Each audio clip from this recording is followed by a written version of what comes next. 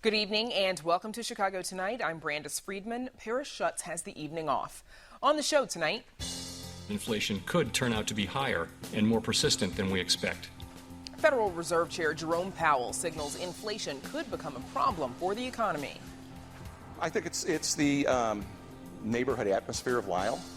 How businesses in Lisle are recovering from the pandemic. As Juneteenth becomes a widely recognized holiday, Chicago chef Eric Williams on what the day means to him and how he tries to honor it through his work. Jeffrey Baer on the newest skyscrapers and other projects that popped up during the pandemic in an all-new Ask Jeffrey.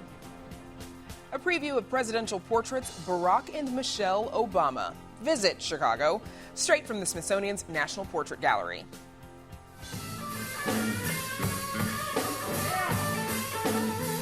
Celebrating Alligator Records' 50th anniversary with one of its rising young stars. And Brandis, I'm at the Morton Arboretum, this beautiful outdoor museum with a new sculpture exhibit right now is in the western suburb of Lisle. And like a lot of places in the burbs, it is a seller's market. We're going to speak with a realtor, somebody who recently sold her home, a couple of local businesses, and learn more about this gorgeous artwork behind me coming up. But for now, back to you. Amanda, thank you. But first, some of today's top stories. June 19th, known to many as Juneteenth, is now a federal holiday. President Joe Biden today signed the bill recognizing the holiday that commemorates the emancipation of African American enslaved people. Vice President Kamala Harris spoke at the bill signing.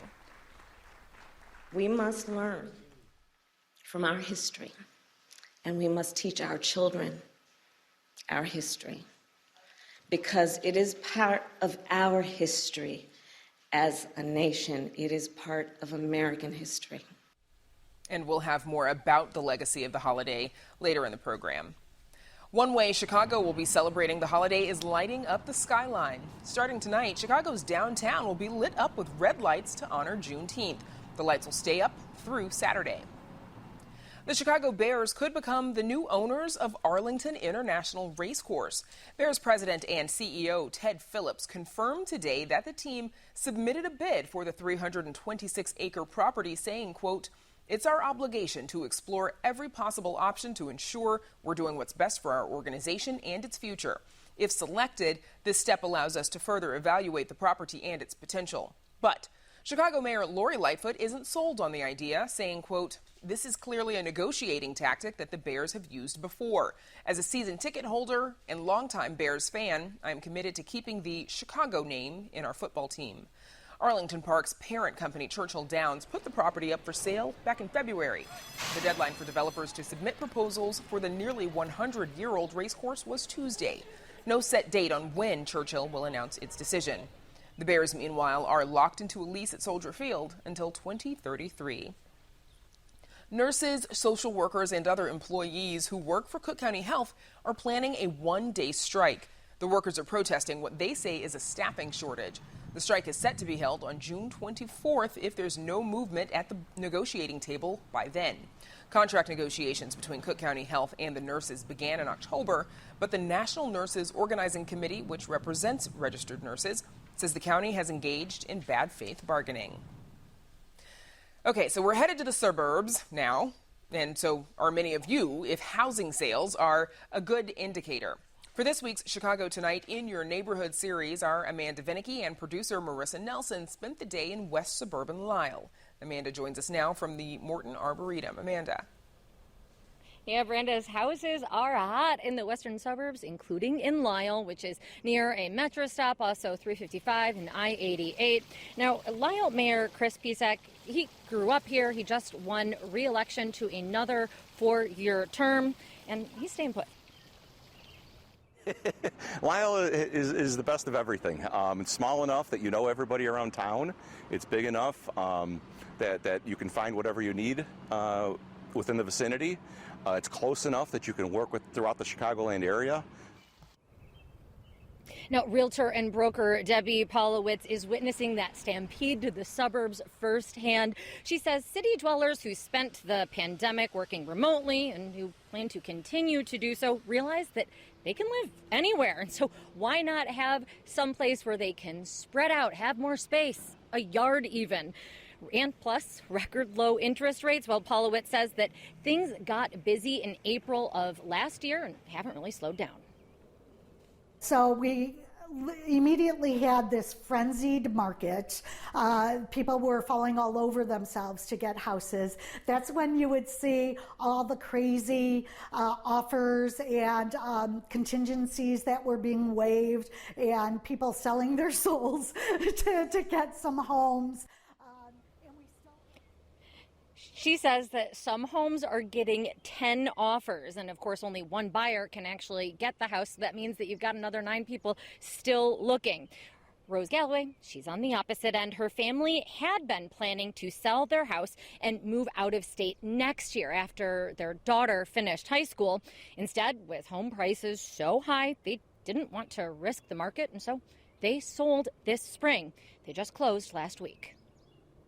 It was a very emotional discussion, and obviously if you're in a home for 20 years, which is what we were in our home, there's a lot of memories, there's a lot of history, and it's really hard to leave. But as a family, we decided this is something we wanted to do, and we felt that this was, if we're going to do it, this would be the best time to do it. The Galloways are living in an apartment in Lisle while their dream home is built. She is hoping that that higher selling price of their Lisle home will help to even things out because the price of lumber is up too. So much so that that home build, it's costing $75 more a square foot than the original estimate. Now, the pandemic has also brought about a shortage in steel and labor, and those are things that have been noticed by the owner of the North America Pizza and Culinary Academy. And yes, that is based in Lisle. Now some of the residential made with steel, huge steel shortage. So they're having a hard time keeping up production. Demand has been huge. Everyone's staying at home still, and they're doing their backyards up, and everybody wants a pizza oven in the backyard now. You can learn to make pizza at the Academy, all kinds, Neapolitan, deep dish, stuffed. The business is approaching its 3rd year, and in some regards, the pandemic has been tough going because businesses stopped holding corporate development pizza workshops like they used to. But then again, pizza has been a popular pandemic meal, and so that has helped. The Academy also does consulting for restaurants. They are working now with a Swedish one that wants to put a Scandinavian spin on pizza dough, and the Academy can do that from their temperature-controlled dough room. Now, maybe you don't want to go out to eat, but you're also sick of all that hassle and cleanup of COVID cooking. That is where Dinner Ready comes in. The menu's ever rotating, so that keeps things fresh, literally and metaphorically, both for customers and for chef and owner Chris Marks, who opened his storefront in April and hopes that as people get back to post-pandemic life, they find his heat and eat meals as convenient now as they have been these past few months. The pandemic probably helped us to start off with, as well as far as, people not wanting to get out there and have those cuisines that they love.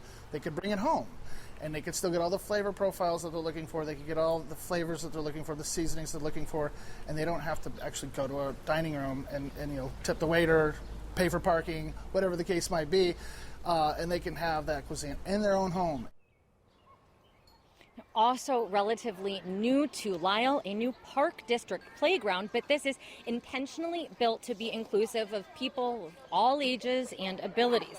So, for example, it has slides that have different textures for those with sensory issues, and then paths and playground equipment that are specially designed for, say, somebody in a wheelchair. Based on your abilities or disabilities, doesn't matter. You're able to access the playground fully, and there's a lot more detail that go into it. If you can't make it quite to the top, there's play features at the bottom. Once you get in and are discovering everything that there is, it just facilitates and fosters fun play and safe play for everyone. Well, people were able to enjoy the park for really the last year of the pandemic. Last summer, the Park District pool was closed. Not anymore, and I gotta tell you, it was hot today. I was ready to take a dip. Even so, the water slides and some of the other pool equipment are not open. And yes, that is due to COVID, but not necessarily for a reason that you may assume.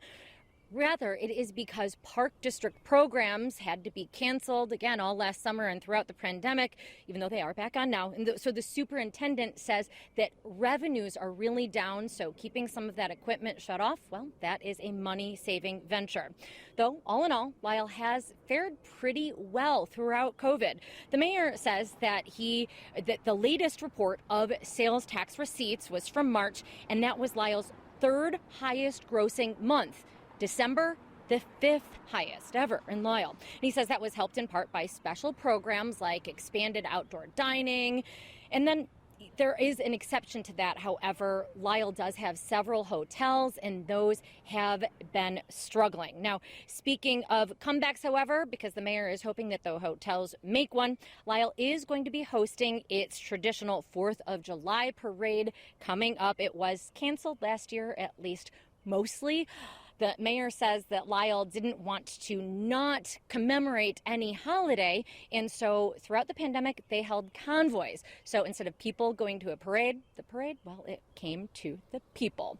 We'll have more on Lyle coming up, but tossing it back to you guys. Very clever. Lots of action in Lyle. Thank you, Amanda.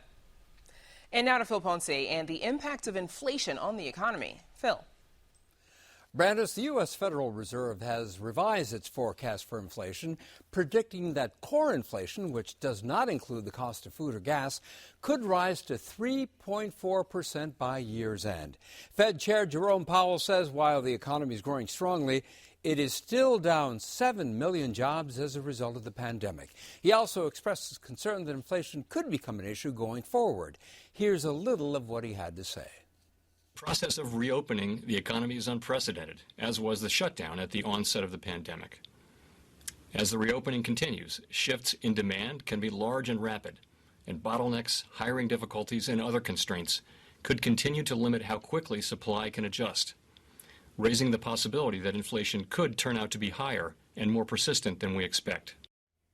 Joining us now to unpack what the Fed chair had to say is Martin Eichenbaum. He's professor of economics at Northwestern University, where he is also co-director of the Center for International Macroeconomics. Professor, thanks so much for joining us. First of all, as we mentioned, the Fed had a two-day meeting earlier this week. What was it that economists, such as yourself, were expecting might come out of that meeting?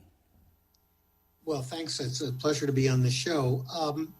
We are all looking for how the Fed is parsing the signals of a rapidly evolving environment. How are they weighing the risks of on slow recovery versus too strong a recovery? What do I mean by too strong? A recovery that triggers an outburst of inflation. And they delivered on that promise and giving us insights into their ongoing thoughts about that process. And what do you think those thoughts are? Where do you think the Fed and the Fed chairman think the economy is right now? I think they think the recovery is stronger than they thought, say, in March. So if you just look at their forecast, so they are somewhat surprised by the growth of the economy. And at the same time, they are obviously surprised at the strength of inflation. And by the way, when I say surprise, that's not pejorative in any way. The data change, they react to it. And so I think those are the two things. Growth is good. That's the good news. And inflation is higher than they thought a couple months ago. What is driving that inflation? Is there a direct relationship between growth and inflation, say? Well, I think if you look at the short run, there's tremendous growth in demand for which we're all very happy as people are starting to, emerge from their shells. We've seen all sorts of shortages, some of which are due to peculiar circumstances, chips in cars, all sorts of things like that, which will cure themselves. But there's no question that as we hit the limits of our ability to produce the output and the goods that people want, firms are going to do what firms do, which is raise prices as they try and allocate relatively scarce goods amongst, people who want them. We just heard the report from Amanda from Lyle, and she talked about how it is such a strong seller's market. The prices of homes are shooting up. She talked about how some sellers get as many as 10 offers.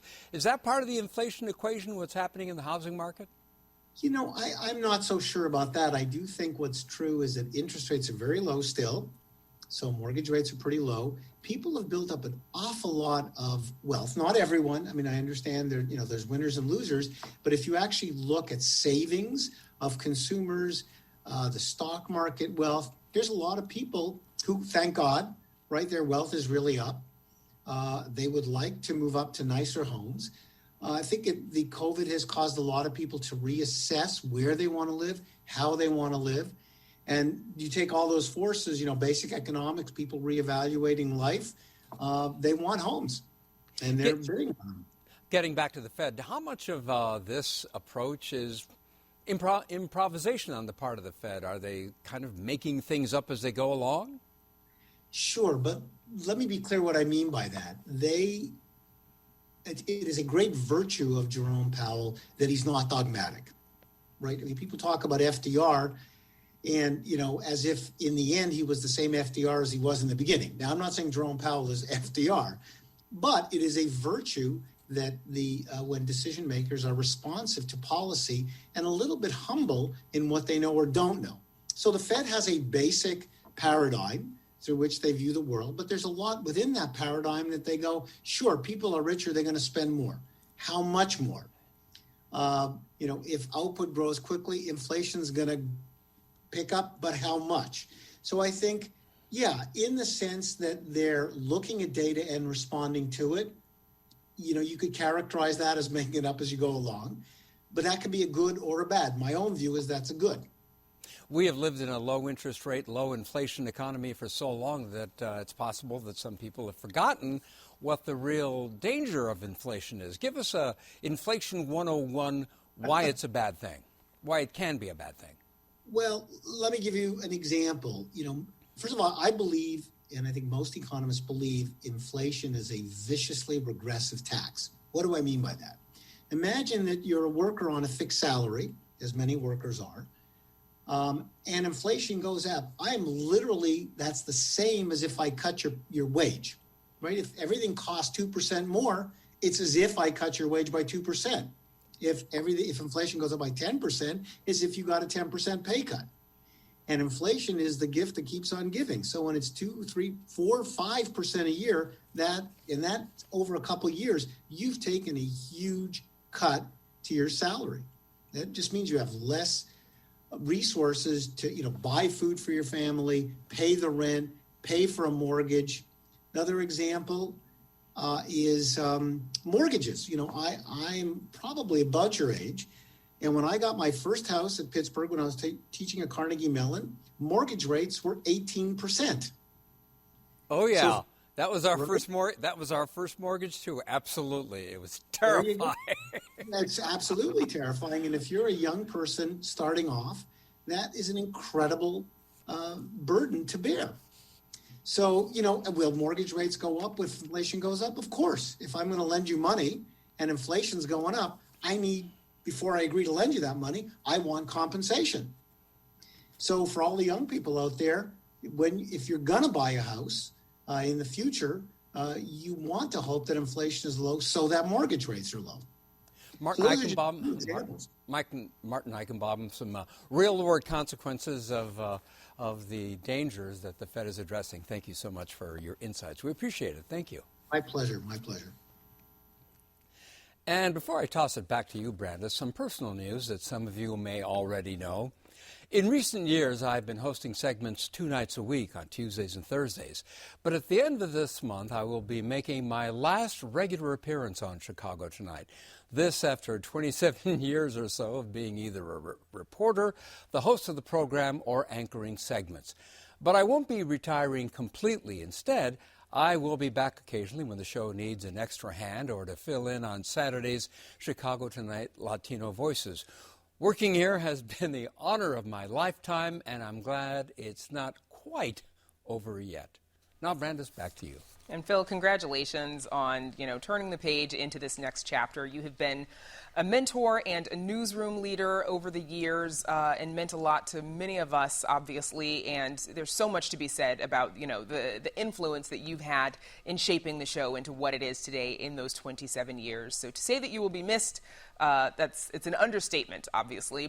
And before we move on, because obviously there will be time down the road to give you all of your flowers and celebrate those 27 years, but why now? Well, it's such a cliche when you hear people say that they know when it's time, and I know that it's time. Carol Marine said something when she stepped back last year, and she said that you want to leave when you're still loving what you're doing, and hopefully when you're still doing a decent job at what you're doing. So this is my choice. It feels right in terms of where I am in life, what's going on with my family, the good things that are going on in my family, thank God. So it's timing. Timing is intuitive, but I intuit that the time is right. More time with the grandkids, Phil. We wish you the best of luck. Thank you so much. We'll see you later. Thank you so much, Brandis.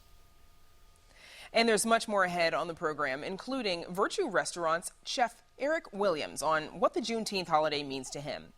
But first, a portrait is a traditional way of commemorating a presidency. But former President Barack Obama and former First Lady Michelle Obama made a statement by choosing distinctive contemporary artists. This week, Chicago becomes the first city outside Washington, D.C. to host the Obama portraits. Producer Mark Vitale has a preview. They're really recasting what a presidential portrait can be. These are enduringly contemporary portraits. These are works of contemporary art. It's not documentation. These are artworks, and I think that's why we're seeing them in the galleries here at the Art Institute. In the summer of 1989, the museum was the site of the Obama's first date. Now their very modern portraits hang in the modern wing. The life-size likeness of former President Barack Obama was painted by artist Kehinde Wiley. The portrait of former First Lady Michelle Obama was painted by artist Amy Sherald. Kehinde Wiley and Amy Sherald were a bold choice, and that's for many reasons. Both artists, they really take portraiture to really another level. They really sort of shift the terms of engagement of, who is being portrayed in a portrait. They are vivid, they're experimental, they're conceptual, they are, everything that really defines, 21st century contemporary art. And the Obamas are champions of contemporary art, so they knew what they were getting themselves into. Presidential portraits tend toward traditional interpretations with few exceptions. The Obamas personally chose the artists to paint their portraits and sat for the paintings, which were unveiled in February 2018. They are the first presidential portraits painted by black artists. In the president's portrait, flowers represent different moments of his life. Included are chrysanthemums, the official flower of Chicago. And it sort of creates a reflection on what does it mean to even sit for a portrait and sort of the histories of power ingrained in that gesture and that posture. And yes, he's leaning forward and there's a direct gaze. He's looking right at you. And as much as it's almost photorealistically rendered, it's also incredibly surreal. It's like he's floating. There's also symbolism at play in Amy Sherald's portrait of the First Lady. The patterns in her dress are reminiscent of African-American quilt-making traditions. What she's done is really render her in a graceful state, in a state of dignity, but also, again, and I can't emphasize this enough, one that is also so generous, inviting, and inclusive. Chicago is the first stop in a 5-city tour of the presidential portraits, which are on loan from the Smithsonian's National Gallery of Art. As Amy Sherald has said, she paints American people, and black American people become presidents and first ladies. So it fits within her practice, while also both portraits really becoming a radical shift in what we know as presidential portraiture. For Chicago Tonight, this is Mark Vitale. The Obama Portraits exhibition opens tomorrow at the Art Institute of Chicago and will be on view through August 15th. You can visit us online to find out more. Up next, COVID-19's impact on DuPage County. Stay with us.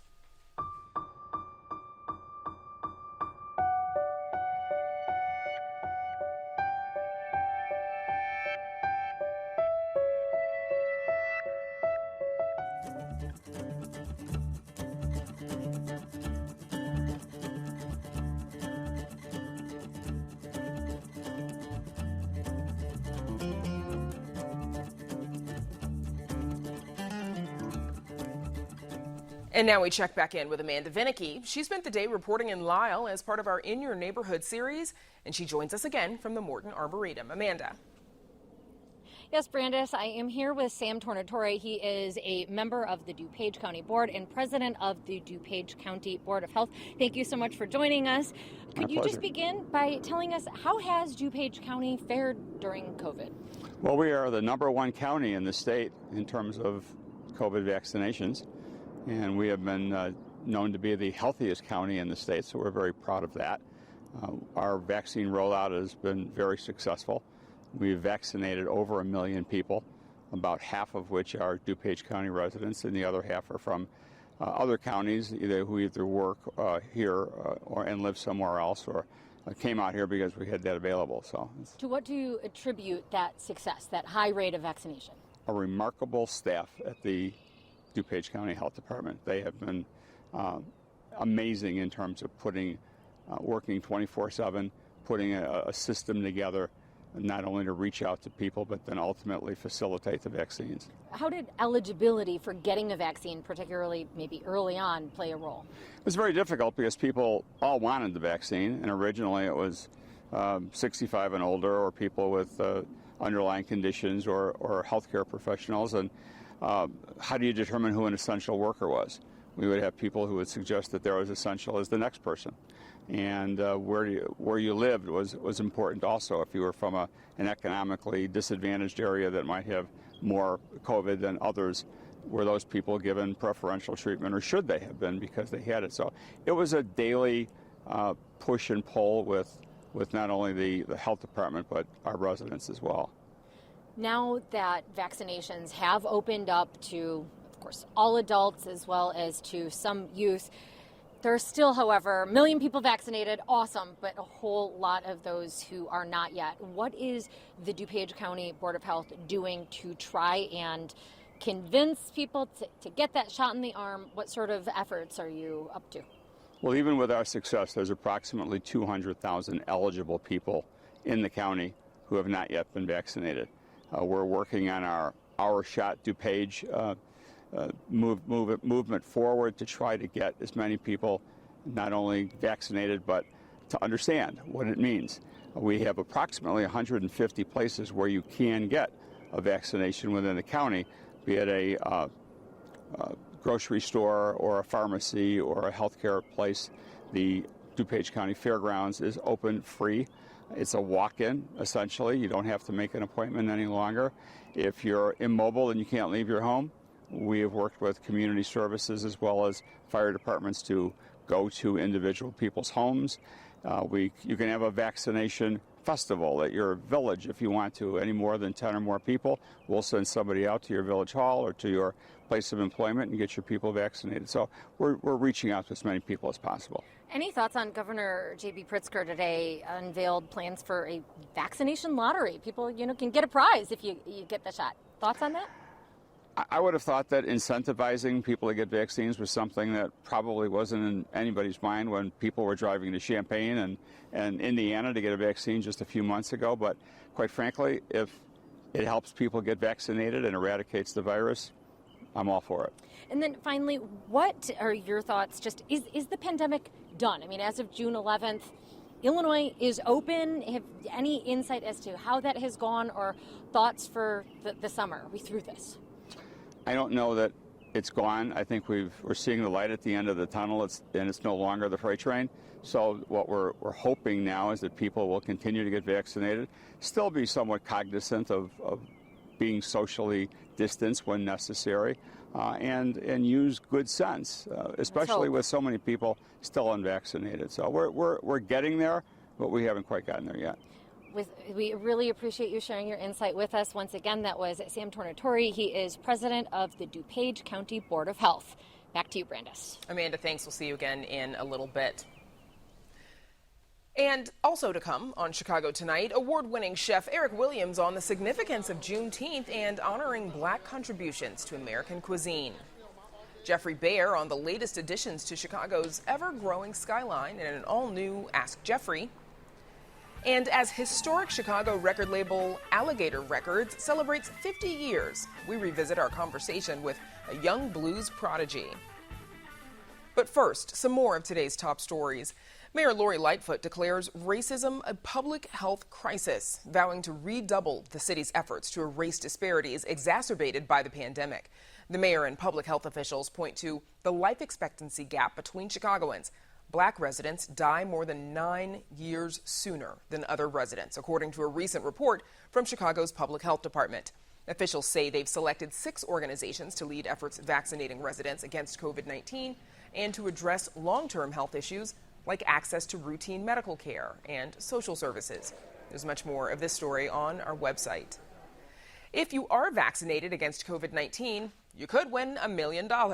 Governor J.B. Pritzker announces that every Illinois resident who has gotten at least 1 dose of the vaccine can win up to $1 million in cash or $150,000 in college scholarships. Pritzker emphasized the importance of getting vaccinated at a press conference today. This might be a lottery, but COVID-19 is not a game. In the past 24 hours, we received reports of 16 additional deaths due to COVID-19.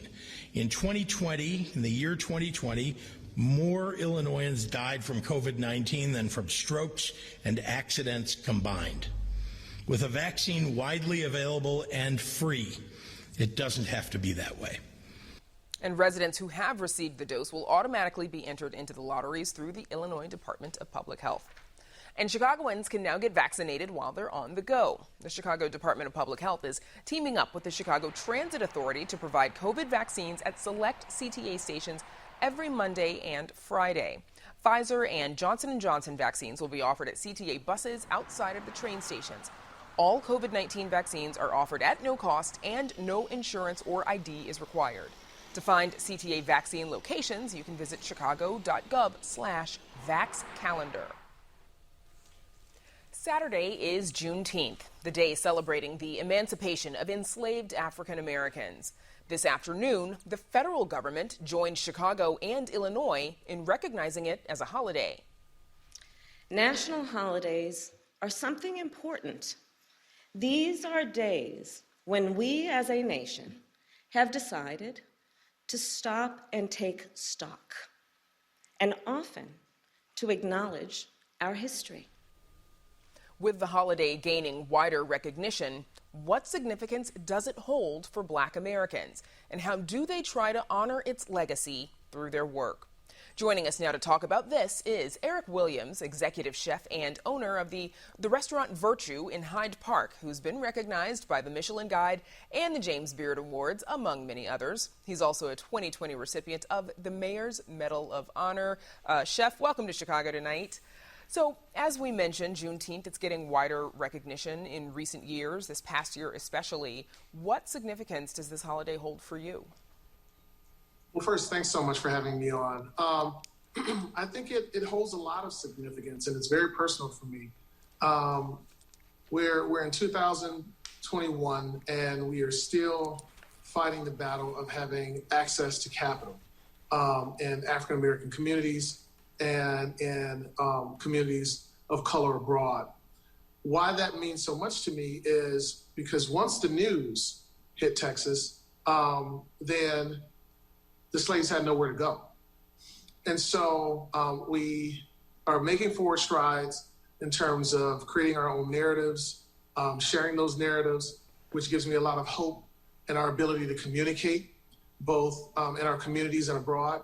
However, we are still in a space where we have to continue to put pressure on banks and institutions that provide opportunities, because it doesn't do us any good if we're free and we have nowhere to go. Obviously, you know, the slaves or the enslaved people in Galveston at the time learning about the end of the Civil War and that they had been freed, you know, it's a matter of access to, they didn't have information and resources then. And you've talked about how in your industry there's also, there are barriers to information and resources. How do you try to remove some of those barriers? I think it's centered around dialogue. You know, as an entrepreneur, or chef owner, however you like to fashion that, it's becoming increasingly important for me to trade notes with fellow operators, get a better understanding of things that I don't know, share information about things that I'm very savvy about, because we're all fighting an uphill battle. being a small business is a very tough endeavor. And I think the world has seen that over the last 13 months. You've also received, as we mentioned, the Medal of Honor from the mayor. How do you hope to use that platform? Well, I'm going to use that platform the same way I use any platform, with a great sense of humility and with a lot of purpose. We didn't open Virtue by mistake. Our restaurant stands on the shoulders of its very definition, and that is of high moral standard. And and we use the two borders to encompass that moral standard, being kindness and hospitality. And so we take people in, we satiate them, and we make sure that people have the opportunity to see dignity, intelligence, and ingenuity throughout our space on a night-to-night basis. We feel good about that, and it is extremely disarming. Once we're able to feed people, then we're able to get them to hear our story. We've obviously been through an enormously difficult year, restaurants especially. How did Virtue respond in this past year? Well, we respond in many ways. One of the ways that's most talked about is our commitment to taking care of first responders via healthcare workers. We sent tens of thousands of meals out to local hospitals, predominantly the University of Chicago, to make sure that both the morale was lifted and to let our first responders know that they matter to us. We've all endured an incredibly challenging year, and it's important to us to both be a part of the community, but also to be supportive of the community. You also, of course, as you mentioned, you were able to stay open when many restaurants sadly had to close. Why was it important for you to stay open, especially for your staff? Well, it's another scenario where our people had nowhere to go. Unemployment offices were overwhelmed, and we just felt like the best use of our time would be to work through the confusion that was going on at the onset of the pandemic and the close downs. And so what we did is we stabilized our business. We made sure that we could operate at a break even. And part of the revenues that we brought in, we supported our team members with by way of forgivable loans. And that has worked out very, very well for us. It has been a huge investment and a lot of loyalty and Thanksgiving on the side of the community and our team members. And, we're just grateful that it all worked out. Of course, as we mentioned, Juneteenth is getting a lot more recognition. And there are many ways in which, blacks and the African-American contribution to American culture has been overlooked. How do you try to combat that through the food that you serve at Virtue? Well, I think when you have the opportunity to provide a meal for someone, food is the great equalizer. And so it offers a level of trust. It offers a level of care and a level of service. And we take all of those things very, very seriously. And we continue, again, to use our platform to spread the word as far as we can. I think, many people are saying now, wow, I didn't know that happened in Texas. Wow, why haven't I heard the story before? And for the African-American community, we've become accustomed to our stories not being told. And so we take these moments to really stabilize, to pivot, and to push forward not just this message, but the many messages that have been lost or buried over the years. And before I let you go, what more do you think needs to happen to be sure that people are educated about the history of African Americans? I think, again, that we need to continue to spread the word. We need to continue to celebrate the contributions that blacks have made both for and in this country. But I think more than anything, our Constitution encompasses this ideal of life, liberty, and the pursuit of happiness, with liberty being a pretty big word. And so until all of our fellow Americans are in a position where liberty rings, we're going to continue to have struggles. So I think, the promotion of liberty, the promotion of life, and the promotion of the pursuit of happiness will probably be at the top of my agendas and will continue to be as we advocate for people both near and far. Okay. Chef Eric Williams of Virtue, thank you so much for joining us. Thank you for having me. And now we check back in with Amanda Vinicky. She spent the day reporting in Lisle as a part of our In Your Neighborhood series. She's coming to us tonight from the Morton Arboretum. Amanda. Yes, Brandis, the day in downtown Lisle, but this evening, this gorgeous summer night here at the Morton Arboretum, which has a new exhibit, Human Nature. And here to talk about it with us is the Morton Arboretum's Sarah Sargent. Thank you so very much. So right behind us is a sculpture by South African artist Daniel Popper. Can you explain, first of all, what is this made of and what is it? This is Daniel's conception. We talked to him in 2019 about coming here and doing some works that would kind of resonate with various landscapes, places he found beautiful. And so he riffed on the idea of humans and nature being interconnected. So they're all a little evocative, a little symbolic, and they're all beautifully textured. They look like wood, but they're made out of concrete. Made out of concrete, so people can touch it and interact. Absolutely. And this comes after a wildly successful troll exhibit as well. Mm-hmm. How big are these trolls and sculptures? The largest of Daniel's sculptures is about 26 feet tall. That's the one by Meadow Lake, and that's about the same height as the trolls. So they're neck to neck. All right, and there are 5 of these throughout the Morton Arboretum's property, which is 1,700 acres. 1,700 acres, so quite large. We're focusing on the sculpture, but there are also some beautiful trees surrounding it. Those are oaks? They're about 100-year-old oaks, yeah. This is a place where the Morton Arboretum likes to conserve oaks and pay attention to oaks. They're really important in Illinois. And so for me, this is really evocative because Daniel set them in front of some of our favorite trees. And of course, protecting and preserving trees is part of the Morton Arboretum's mission. What advice do you have, or what do you perhaps want to share with our viewers at this time where I think we're going to be getting some rain soon, but by and large, a lot of Illinois is in a drought? Yes, well, trees need water. So if you have a tree on your property, the best thing you can do is water it. If you have questions, you can call or email our plant clinic, and they will talk you through any specifics about the type of species you have in your yard. It's a free plant clinic. How often, I know this isn't really your thing, but how often should you be watering a tree? I mean, if it rains tonight, are we good? If I had a tree, I would call the plant clinic. You would call the plant clinic. Now, can you speak to, during the pandemic, people couldn't interact, go to the theater, eat inside, really go to bars, but they could be outside. What did the pandemic look like here on the grounds of the Morton Arboretum? We had to close briefly, but then we were able to reopen. And so I think people found that it was a real respite, a real solace to be outside. And so we actually had one of our most successful early springs ever because people really needed to get out and see nature, and that's been great. Thank you so very much to the Morton Arboretum's Sarah Sargent, and I'm going to go out on a limb and say that I'm guessing with the new exhibit it will be a popular summer here as well. Back to you, Brandis. I see what you did there, Amanda. Thank you. Stay dry. Up next, details of new downtown architecture in an all-new Ask Jeffrey. Chicago Tonight is made possible in part through the generous support of the Julius Frankel Foundation.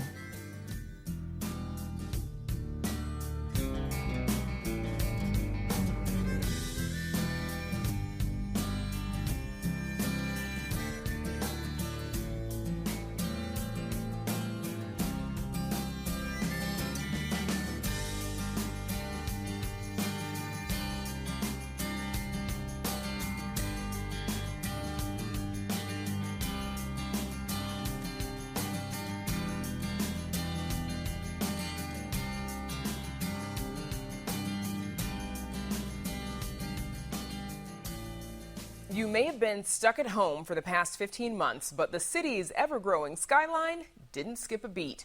New buildings have sprouted up all over downtown Chicago, including some projects that might surprise you.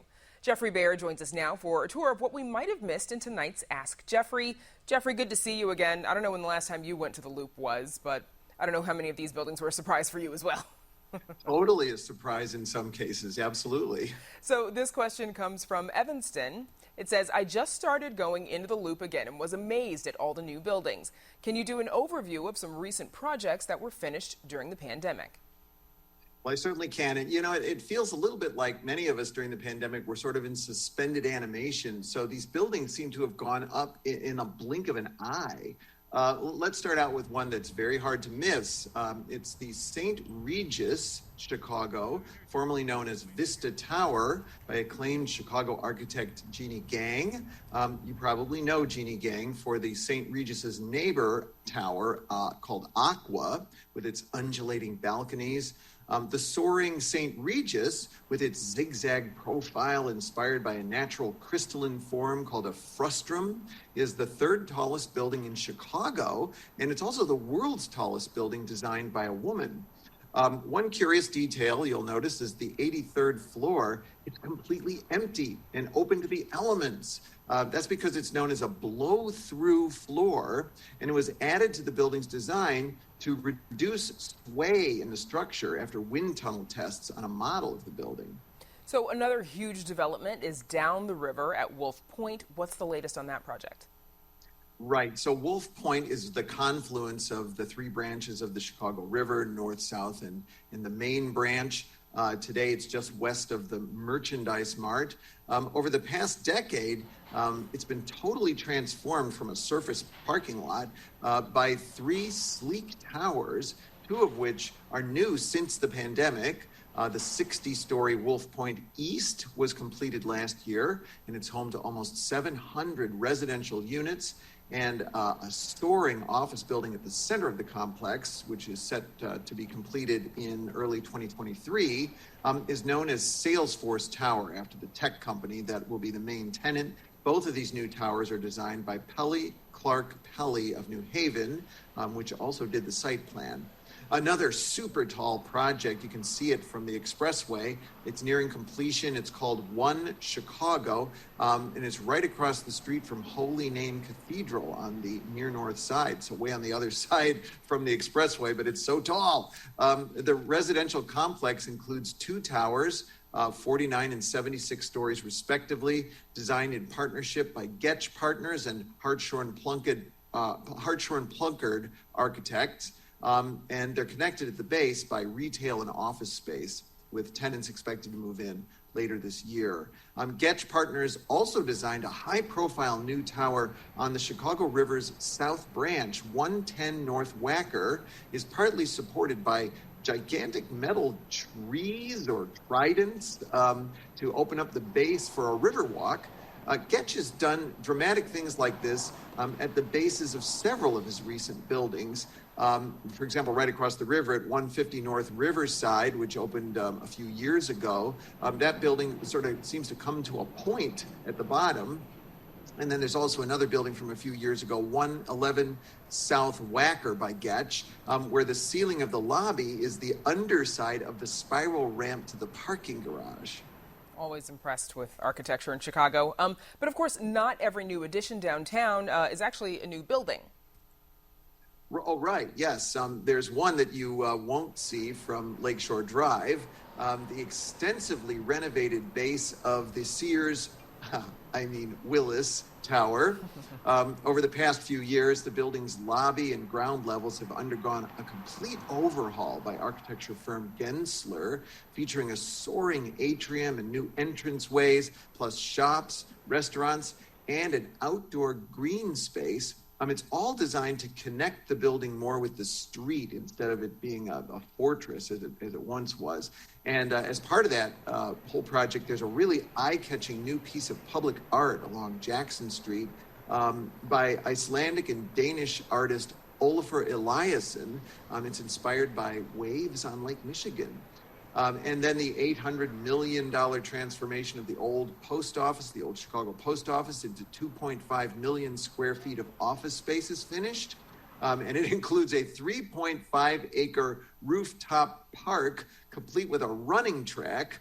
Now, that park is only open to the building's tenants, but it can be rented for special events, Brandis, so keep that in mind. These are just really a few of the transformations that you'll notice when you return to the Loop this summer for work or for pleasure. And by the way, if you cast your gaze in the other direction, that is out to sea, you'll see the new Sable Hotel at the east end of Navy Pier, which I would argue has really improved the look of the pier when you view it from the south. It's being marketed as the first hotel ever being built on top of Lake Michigan. Oh, and one final note before we go. we recently did a story on the search for a Chicago anthem back in the 1980s. And after the story aired, the winner of the contest, Jeff Jacobs, contacted us and gave us a recording of his anthem. And contrary to what I reported, Jacobs also told us that he did, in fact, received the prize money after a year of, quote, wrangling with the city. You can listen to his song on our website, and it is well worth it. Tough to get money out of the city, isn't it? But that's great that that he reached out to us and that he actually did get the prize money from the city. All right, Jeffrey Bear, thanks so much as always. My pleasure. And you can visit our website for more details about new buildings downtown. And while you're there, don't forget to submit your own question to Jeffrey Bear. That's at WTTW.com/AskJeffrey. Chicago's Alligator Records is celebrating 50 years of what it calls genuine house rockin' music. Here's another look at one of its young stars, Christone Kingfish Ingram. Buddy Guy himself called Kingfish the next explosion of the blues when he was still a teenager. Here's Paris Schutz with another look.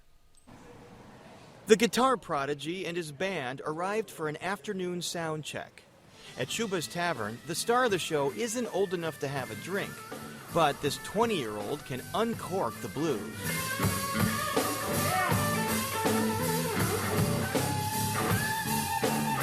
Christone Ingram hails from Clarksdale, Mississippi, the legendary crossroads of the blues. He took classes at the Delta Blues Museum, where an instructor gave him the nickname Kingfish. And he credits PBS with fostering his interest in music. I remember when I was younger, maybe 5, my dad showed me a PBS documentary on Muddy Waters. And he said, one of these days I'm going to take you to the Blues Museum, to show you. And so he took me one day. And I believe these blues are never gonna go away. In Mississippi, all of my uncles, aunts, they preach, they sing in the choir, all of them lead, and all of them play instruments. They were a big influence on me as well when I was younger. My mom was always taking me to gospel programs, and I was going to quartet programs and watching the quartet groups and getting up there with them with my guitar and mimicking, but not really know what I'm doing. So, yeah, man, my family and church was like my first influence.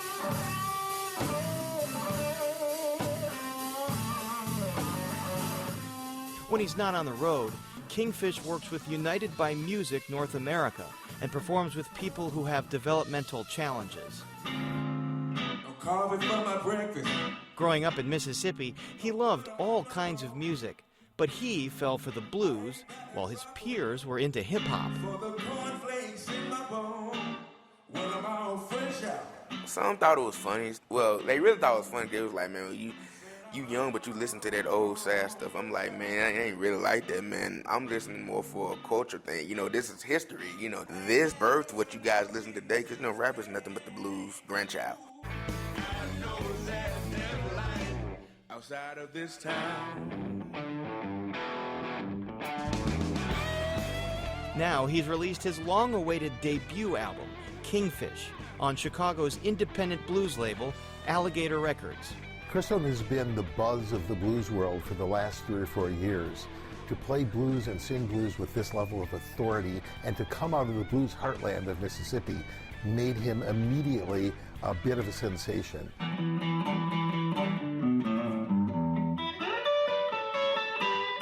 He told us he loves to play Chicago, and he spoke about his hometown, Clarksdale. Clarksdale, man, it's the blues mecca. You know how that is. It's really the home of the blues. It's blues all around. With the poverty and this, that, and the third. But as far as the music goes and cultural aspect, it's all around. Yeah, so it's pretty much the blues holy land. That's what it is. That's what it's like.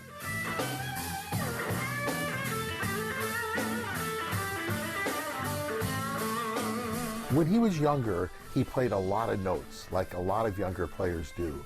But by the time he turned 18, he began figuring out which the important notes were, the notes that tell the story. And now he tells a story with his guitar and his voice that's so grown up, you can't believe he's just turned 20 years old. It's thrilling to watch him grow as a musician, and he's just getting started. I'm very grateful, for everybody who supported me and who's guided me to this point. I'm just riding the wave to see what the end's gonna be, man.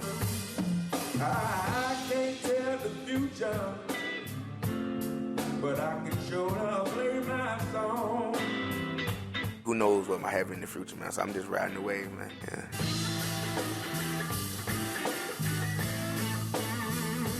For Chicago Tonight, this is Paris Schutz.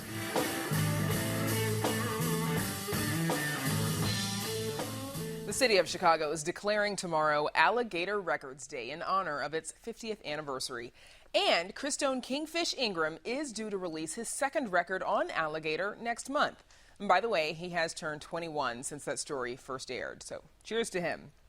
And that is our that's our show for this Thursday night. Don't forget to stay connected with us by signing up for our daily briefing. And you can get Chicago Tonight streamed on Facebook, YouTube, and our website, wttw.com/news. You can also get the show via podcast and the PBS video app. And please join us tomorrow night at 7 for the Week in Review. Now, for all of us here at Chicago Tonight, I'm Brandis Friedman. Thank you for watching. Stay healthy and safe, and have a good night.